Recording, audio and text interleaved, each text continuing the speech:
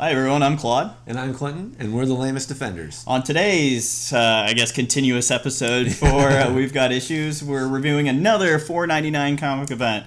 And this is Absolute Carnage issue number 3. So, let's get started.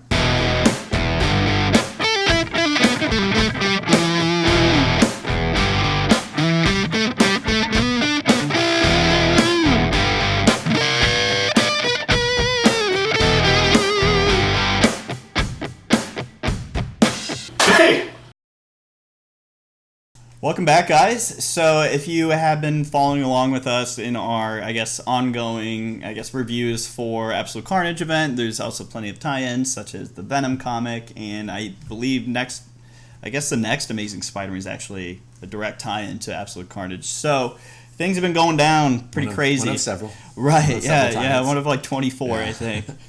But if you guys are unfamiliar with the event, basically Carnage is back, and he is trying to rip out a codex out of every person that's ever worn a symbiote. And I don't know what a codex is in real life. I have no clue. But apparently in the comic, it's a spine or a piece of your spine. So Carnage is literally ripping out people's spines, and the reason he's doing that is to free Null, who is basically this dark being who created symbiotes, and he's trapped. Mm-hmm. So Carnage is basically collecting he's letting the bodies hit the floor, so to speak.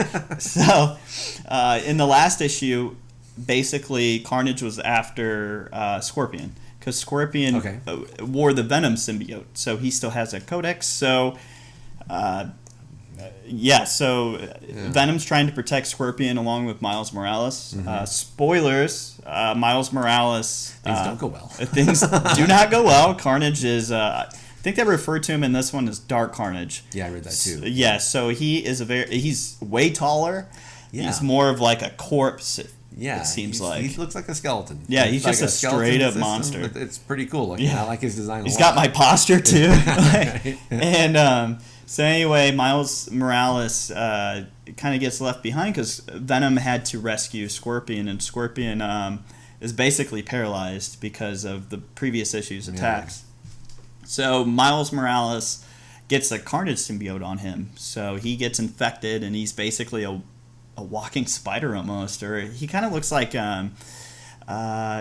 I'd say a spider. Yeah, he looked like a giant, terrifying spider. Right. It was pretty cool. And he gets kind of knocked away by Venom like it's nothing. Yeah, which is kind of nice. Yeah. Honestly, like I haven't read a lot of Miles Morales, but I know that he solves a lot of issues pretty easily. He's got some really good powers. Overpowered, a little bit. It's Spider-Man that can turn invisible, and he can also shock people too. Yeah. So it's like, okay. His only weakness is really being inexperienced, but once he does become experienced, I'd feel like he is the superior Spider-Man. But nonetheless, Venom takes Scorpion to go back to home base, where they're trying to safely remove these codexes off the people who previously worn the symbiotes. Which was ran by the Ultimate version of Reed Richards.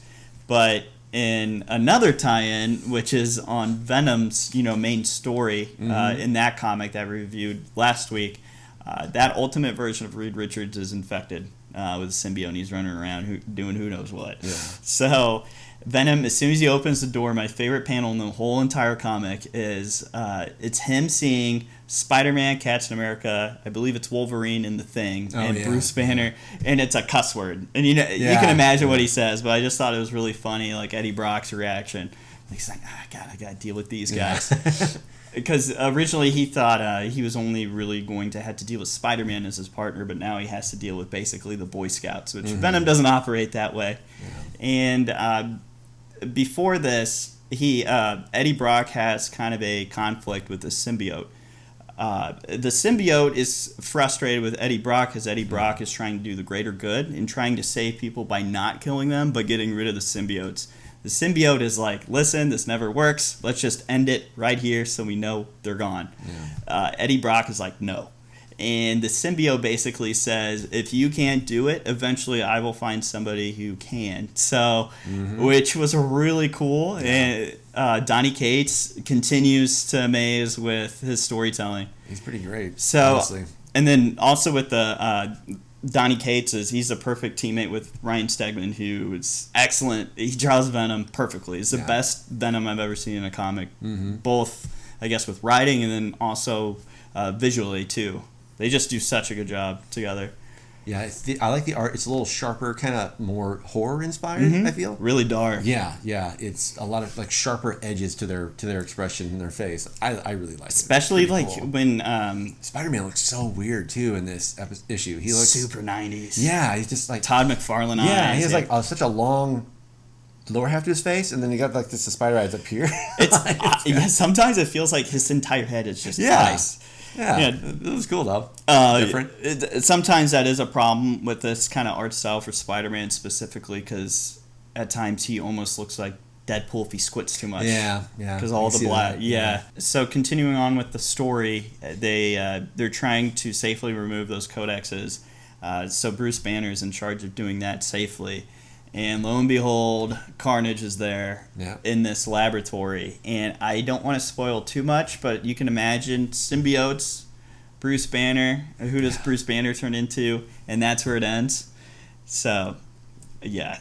I don't know what could happen. Who knows? Who knows what happens in the next issue? But really, this comic event continues to be great. I'm really impressed. Really, the only thing negative with this, and I think this has to do with a lot of the $4.99 comics that Marvel apparently needs money, so like every week they're doing at least 2.